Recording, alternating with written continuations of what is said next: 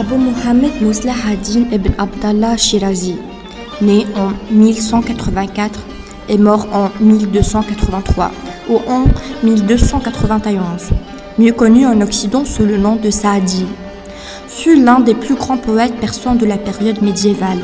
Il est reconnu pour sa maîtrise de l'écriture et la profondeur de ses idées. Peu après sa naissance à Shiraz, en Perse, son père meurt alors qu'il est encore nourrisson. Tributaire d'une enfance pauvre et difficile, il quitte sa ville natale, très jeune, pour se rendre à Bagdad, afin d'obtenir une meilleure éducation.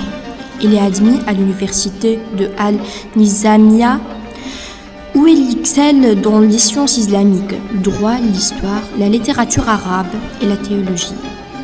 Les conditions instables suivant l'invasion mongole de Khawarizm et de l'Iran l'amenèrent à prépégner pendant une trentaine d'années en Anatolie. Il visita le port d'Adan et rencontra des propriétaires gazis près de Konya. En Syrie, il mentionne la famine à Damas, en Égypte de sa musique et ses bazars de l'élite et des religieux.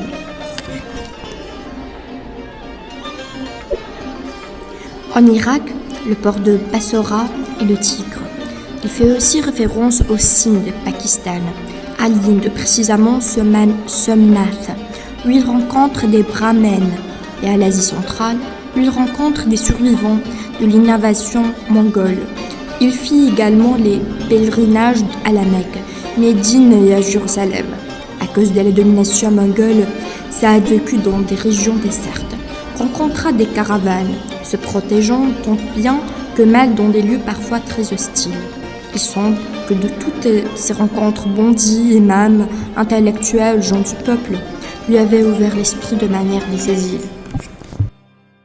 Capturé par les armées des croisades à Acre, il resta esclave cette année durant. Il fut libéré par les Mamelouks lorsqu'il est réparu à Shiraz, sa ville natale.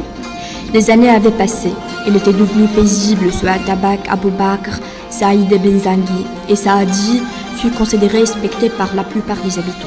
En remerciement, il prit son nom d'écrivain en hommage à Saad ibn Zanghi. Il écrivait de nombreux poèmes et semble être resté à Shiraz jusqu'à sa mort.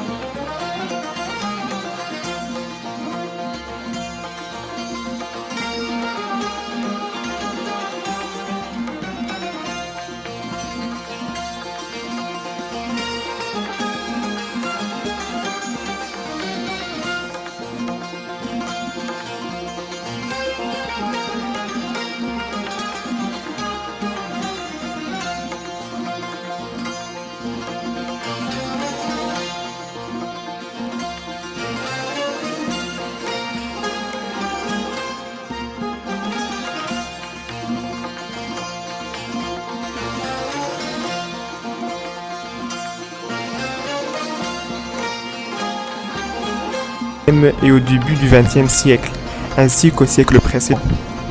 La Fontaine s'inspire d'une des œuvres de Saadi pour le récit de sa fable « Le songe d'un habitant du Mogol ». Goethe termine son divan oriental-occidental par deux distiches de Saadi. Victor Hugo ouvre ses orientales par une suite de Golestan. Ralph Waldo Emerson compose ce poème en l'honneur de Saadi. Beaucoup viennent, mais il faut que chantent les deux cordes, l'harpe est muette, même si viennent à millions. Sage Saadi habite seul, venez 10, ou que viennent à millions. Bonne Saadi habite seul. Marceline Desbordes de Valmore a adapté un morceau de la préface Golestan pour un de ses poèmes les plus célèbres, Les Roses de Saadi, en 1860. Anna de Noailles, qui écrit l'introduction de la traduction de Golestan par France Toussaint, compose dans Les Éblouissements ce poème à l'honneur de Saadi, le jardin qui séduit le cœur. Je l'ai lu dans un livre odorant, tendre et triste, dont je sors plein de langueur. Et maintenant je sais qu'on le voit, qu'il existe le jardin qui séduit le cœur. Il s'étend vers Shiraz, au bas de la montagne qui porte le nom de Saadi. Mon âme, se peut-il que mon corps t'accompagne et vole vers ce paradis? Elle révèle Saadi à son ami Marcel Proust. Lui Aragon, admirateur de Marceline de Bord de Valmore, imite Saadi dans Le Fou d'Elsa. Pierre Séguer, admirateur de la poésie de Saadi, rassemblera des poètes et des traducteurs persans afin de publier une nouvelle traduction du Jardin des Roses. Lazare Nicolas Marguerite Carnot, né à Nolaye le 13 mai 1753, est mort en exil à Magdebourg en Allemagne le 2 août 1823. Un homme de science, un général et un homme politique français. Saadi de Shiraz. Il a donné en 1796 son nom comme prénom à son fils aîné Saadi Carnot, 1796-1832. Il est physicien, fondateur de la thermodynamique.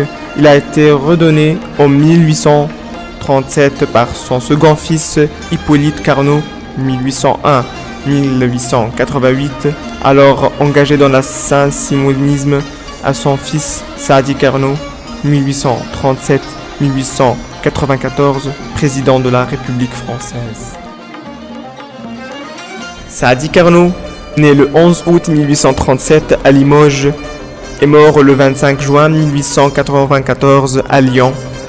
De son nom complet, Marie-François Saadi Carnot est un homme d'État français. Il fut président de la République du 3 décembre 1887 au 25 juin 1894, le lendemain de son assassinat. Saadi Carnot est le fils de Lazare Hippolyte Carnot, le petit-fils de Lazare Carnot, le grand Carnot, neveu du physicien Saadi Carnot, le frère de Marie-Adolphe Carnot et le père d'Ernest Carnot. C'est à son grand-père que Carnot doit son prénom de Saadi. Lazare, avant d'être révolutionnaire, organisateur de la victoire en 1793, était humaniste et grand admirateur du poète persan Saadi de Shiraz, chantre des femmes, du vin et des roses. Il décida que ce prénom serait porté par son fils aîné, qui disparut prématurément à l'âge de 36 ans.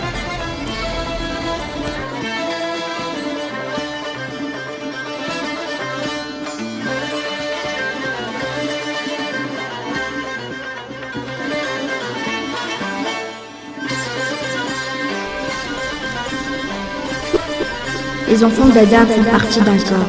Ils sont créés autour d'une même essence. Si une peine arrive à un membre du corps, les autres aussi perdent leur essence. Si pour la peine des autres tu n'as pas de souffrance, tu ne mériteras pas d'être